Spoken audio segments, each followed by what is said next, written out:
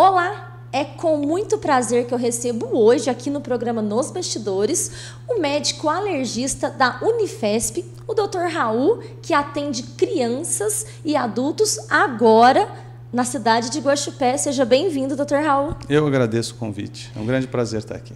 Dr. Raul, achei muito interessante a sua vinda para Guaxupé, porque a gente entende que a alergia ela está mais presente nas cidades grandes, onde tem poluição, tem abrasivos, tudo que acontece de ruim acontece na cidade grande. E agora acontece de você vir para o interior.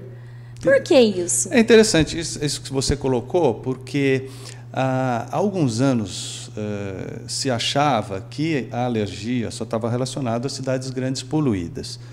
A partir da década de 90, foram feitos estudos populacionais, estudos no mundo inteiro, inclusive no Brasil. O Brasil participou também, e várias cidades brasileiras, para quebrar esse mito. Então, o que se descobriu com esses estudos é que existe muita alergia em algumas cidades do interior, existe muita alergia em cidades litorâneas que não têm poluição. Alguns números são até maiores do que o de São Paulo, como de Belém, de Salvador. Então, esses resultados vieram para quebrar esse mito de que a alergia é só da cidade grande poluída. Não é. A alergia está acontecendo em várias partes do Brasil. Claro que tem números diferentes, dependendo da cidade que você vai, desde 5%, 10%, até 35%, 40% de gente, de pessoas tendo sintoma na faixa de crianças e adolescentes. Então, a resposta para essa pergunta, mas você vai para uma cidade que é uma cidade menor do que uma cidade grande, você não vai ter gente com alergia? A verdade é que tem muita gente com alergia, sim. Outra coisa que a gente tem visto, né, nós médicos, né, que lidamos com a especialidade, é que a alergia, particularmente a alergia alimentar, a alergia a muitos alimentos, aumentou aí nas 2 últimas décadas. Se a alergia à rinite, a asma ou bronquite, né, aumentaram do meio para o final do século XX, a alergia alimentar é um fenômeno bastante recente. Apesar de sempre ter existido, agora está muito frequente e com maior gravidade, né? Então, isso é o que a gente tem visto. É porque, quando se fala em alergia, a primeira coisa que vem à mente é a alergia respiratória. Por isso que a gente faz essa alusão à cidade grande, à poluição, e a alergia alimentar é muito recorrente. Eu tenho ouvido muito falar sobre a alergia à lactose. Isso também é interessante, essa sua colocação, porque existe uma pequena confusão aí. Não existe, a rigor, alergia à lactose. A lactose é um açúcar.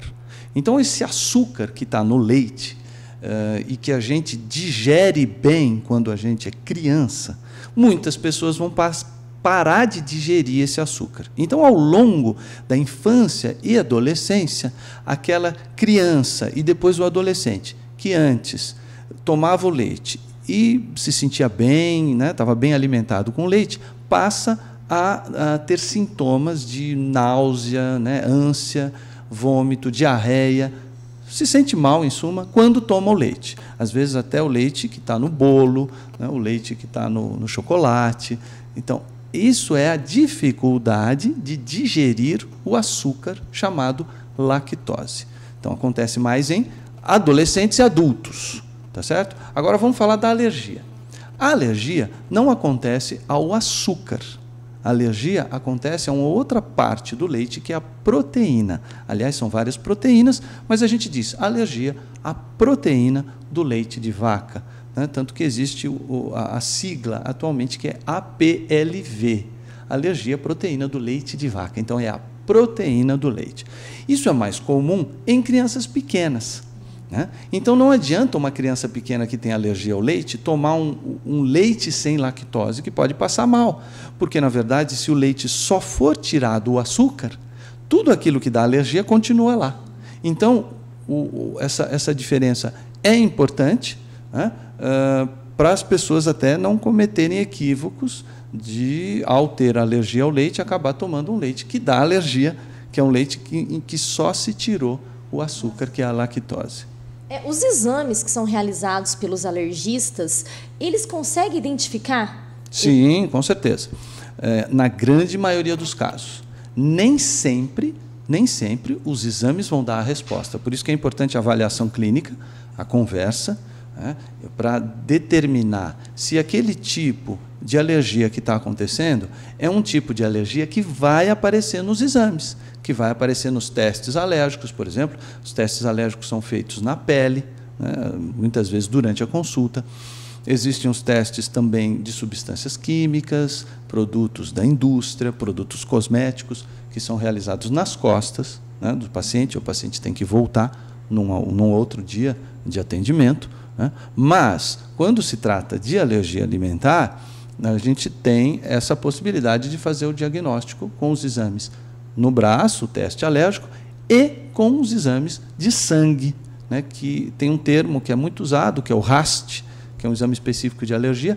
Ele, na verdade, é um apelido, não é o termo técnico para o exame, mas é muito usado, o RAST ao leite de vaca, o RAST ao amendoim, o RAST ao ovo, por exemplo, né, que é o exame feito no sangue, num laboratório. Tá certo?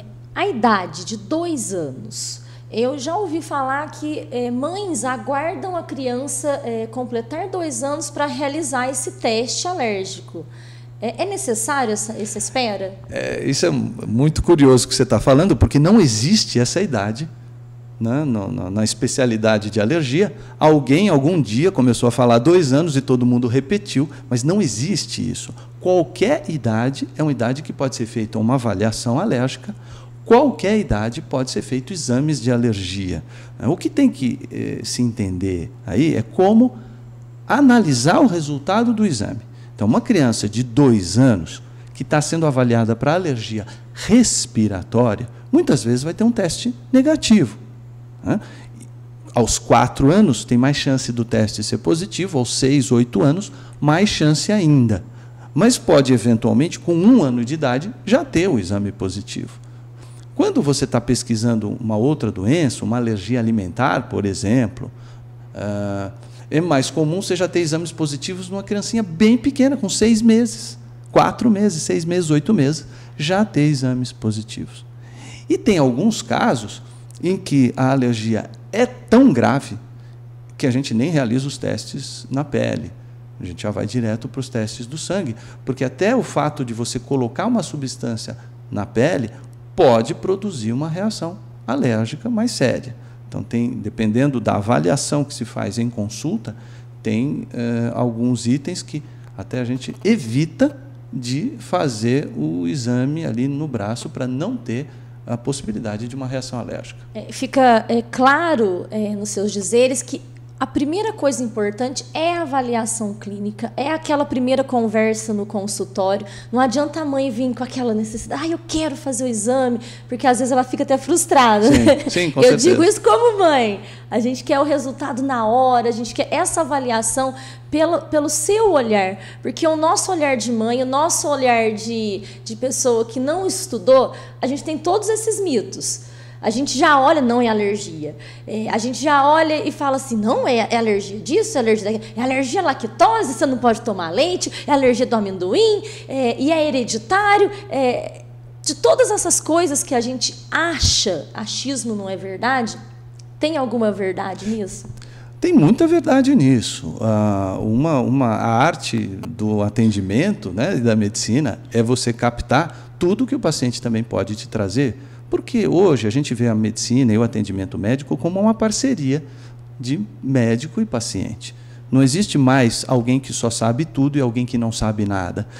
O paciente é muito importante, a presença dele, o que ele pesquisa, o que ele estuda, para trazer informação também para o médico. Hoje a informação não é exclusiva de ninguém. Você entra na internet, você consegue muita informação, então o médico ele vai ajudar a filtrar. E muitas vezes também vai ter a ajuda do paciente, em que ele vai trazer, olha, doutor, aquele remédio que foi receitado, né, em tal lugar, ele tem um produto lá que pode ser alergia, eu pesquisei, eu falei com a indústria, eles me deram essa informação, eu falei, eu vou dizer, muito interessante, vou usar essa informação também. Então, não tem mais aquela coisa de só um sabe, é uma troca, uma conversa, uma troca de experiências de quem está lá do outro lado, é paciente, pesquisou muito, sofreu muito, e do médico que filtra isso com crítica e informação médica para poder juntar tudo isso de uma forma que o paciente viva melhor. Então, hoje, mudou um pouco essa abordagem, principalmente quando a gente fala de alergia alimentar. Na alergia alimentar, os pacientes eles começam a ter muita informação e ajudar bastante no acompanhamento médico. A alergia alimentar, tem algum alimento que ele é mais fácil de se ter alergia? Bom, quando a gente pensa numa criança que acabou de nascer, os primeiros anos de vida, certamente o leite é o número 1. O leite é o número 1. A grande maioria dos pacientes pequenos, né, de crianças que têm alergia, é ao leite. Outros produtos começam também a ter importância, como a soja, né, que a gente usa bastante na alimentação, a clara de ovo, também o ovo também tem uma importância grande, né, as nozes, né, as castanhas, os nuts, né, que também entraram mais na nossa vida aí alimentar, também tem um papel importante. Curiosamente, produtos que as pessoas falam muito, como chocolate não é comum de dar alergia. Eu tenho alguns pacientes que têm, né, eu sou especialista, mas não é comum. Né, não é comum ter alergia ao cacau, né, que é o item principal aí que pode dar alergia no chocolate. Né. Quando a gente vai ver vida adulta, os adultos, o perfil muda um pouco. Já é mais comum eu ver frutos do mar, como alergia nos adultos, né? É mais comum você ver carnes, é mais comum você ver carne de porco, por exemplo, também dando alergia. Então, esse perfil muda conforme a idade, porque a alergia muda ao longo da vida. Então, a alergia ela não se comporta da mesma maneira na sua trajetória de vida. Ela se modifica na forma de ondas e na forma de variação de diagnóstico. Então, nessa avaliação clínica, você vai ver em que momento da vida o paciente está, quais são os itens mais prováveis e, principalmente, em relação ao adulto, também a questão da profissão. As profissões elas colocam novos produtos, né? Como eu atendi ontem mesmo, um que trabalhava numa perfumaria, então ele já começa a ter contato maior com aqueles produtos daquela indústria, ou trabalha numa tecelagem, então também você vai atrás desses produtos, né? Ou como acontece frequentemente, um padeiro que trabalha muito com trigo e pode começar a ter problema com o trigo. Então, o adulto ele acrescenta a questão profissional aos diagnósticos de alergia. Na questão cidade grande e interior, você já realizou um dia de trabalho em Guaxupé, no interior? Qual que é o balanço que faz os atendimentos que o senhor realizou? Eu fiquei impressionado, porque atendi alguns casos sérios que a gente vê na Unifesp, que é um centro de referência nacional, né, que eu vi aqui. Então, na verdade, ao que parece, tem uma demanda aí grande para casos tantos mais comuns, como rinite, bronquite, asma, e também casos bem pouco comuns de alergia alimentar séria, né, de problema profissional, porque o mundo também mudou. Hoje, apesar de você dizer que você está numa cidade pequena, né, como eu circulei, fui nos lugares aqui, em vários lugares você poderia estar em Paris, poderia estar em São Paulo, em Nova York, os produtos que você vê na loja, né, o design, tudo que você está vendo aqui, você poderia estar vendo em outros lugares do mundo. Então, na verdade, essa distância, cidade pequena, cidade grande, ela acabou. Você está aqui não só pela internet, que é o virtual, mas também com o acesso e a oferta de um mundo industrializado, com todos esses produtos que a gente vê aqui, está igual a qualquer cidade. Então, isso também mudou. O perfil e a maneira como as pessoas estão consumindo os produtos industrializados, isso mudou. E, possivelmente, essa é uma das razões do aumento da alergia. A diferença hoje do que as pessoas consomem na sua casa, né? Do que se respira, do que você come, isso mudou.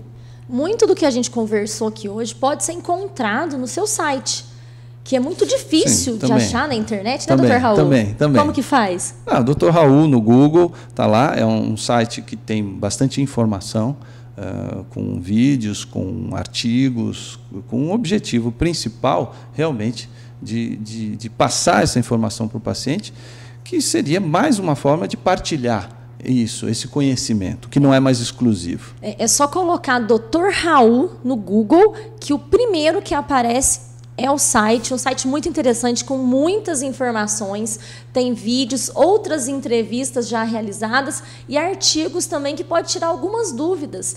É interessante vir para a consulta com uma listinha de perguntas, tirar todas as dúvidas. É verdade. Frequentemente são consultas demoradas, porque muitas vezes a pessoa já traz o seu checklist ali para conversar, isso é verdade. Dr. Raul, adorei conversar. Acho que tem muito assunto, a gente poderia ficar aqui muito tempo. Gostaria de convidá-lo para outros bate-papos. Sim, com prazer. E deixar aqui o convite para as pessoas virem conhecer o seu trabalho aqui em Guaxupé. Eu fico feliz de ter um profissional dessa área aqui na nossa cidade, porque eu nasci em Guaxupé, sou guaxupeano, e tudo de bom que puder trazer para essa cidade, eu agradeço, porque eu amo a minha cidade e eu gosto de o que eu preciso, eu achar aqui. Não gosto para fora. Eu sou aquela guaxupeana, meio guaxupeana mesmo, que é meu, é bom. Perfeito. Então, fico muito feliz do senhor estar atendendo aqui. O Dr. Raul está atendendo aqui no prédio do Dr. Ábido, na Rua da Aparecida. O endereço está aparecendo aqui nos GC. As consultas podem ser marcadas com a secretária, através desses telefones, inclusive pelo WhatsApp. O doutor é moderno. Isso eu trouxe um hábito que eu já tenho em São Paulo há alguns anos e que os pacientes gostaram muito, que é não precisar nem ligar, né? Manda mensagem, a pessoa está na atividade dela cotidiana e ligar, tem que dizer bom dia, não sei o quê, tudo bem, o que eu quero, já manda mensagem, a secretária, assim que liberou um pouco, ela já responde. Isso é uma maneira de comunicação bem interessante, atual, que os pacientes têm gostado muito. É muito interessante. Então, marque sua consulta, tire suas dúvidas, porque a alergia é um tema muito amplo. A gente acha muita coisa, só que a gente criar o diagnóstico e também criar já o remédio. Remédio bom para rinite é isso. Remédio bom para alergia à lactose é não tomar leite. É muito difícil. É bom ter esse exame clínico, é bom ter esse acompanhamento médico, porque quem estudou sabe, a gente só acha. É isso aí. Dr. Raul, quer deixar algum recado aqui para os nossos internautas? Alguma mensagem sobre alergia que acalme o coração daquela pessoa que está assistindo? Fala, ai meu Deus, será que meu caso tem cura? Será que tem alguma coisa que eu possa fazer para ter uma vida melhor? Bom, o que eu poderia dizer para os pacientes primeiro que foi um grande prazer conhecer Guaxupé e passar a atender aqui. Eu achei uma cidade muito charmosa, que tem tudo o necessário para ter uma vida boa, uma vida gostosa, né? Eu continuo ligado a São Paulo, estou ligado à Unifesp, lá também. Então, vou fazer essa vida dupla aí tranquilamente. E a ideia aqui é fazer as pessoas viverem melhor, né? E com também uma parceria com os médicos da região. Falei com vários médicos aqui, fiquei bastante impressionado com a qualidade, né, técnica, né, a receptividade também. Então, eu acho que vai ser um trabalho bem legal, de parceria com os médicos da região, que são médicos que eu estou vendo que são muito bons, muito bem formados, né, que estão sabendo, né, e o que eu puder acrescentar também no atendimento que o paciente já tem com o médico dele, né, vai ser um grande prazer para mim. A gente agradece também. E vamos ficando por aqui. As nossas dúvidas ficarão para um próximo encontro, que eu espero que o senhor volte para conversar com a gente. Com prazer. Muito obrigada e até a próxima.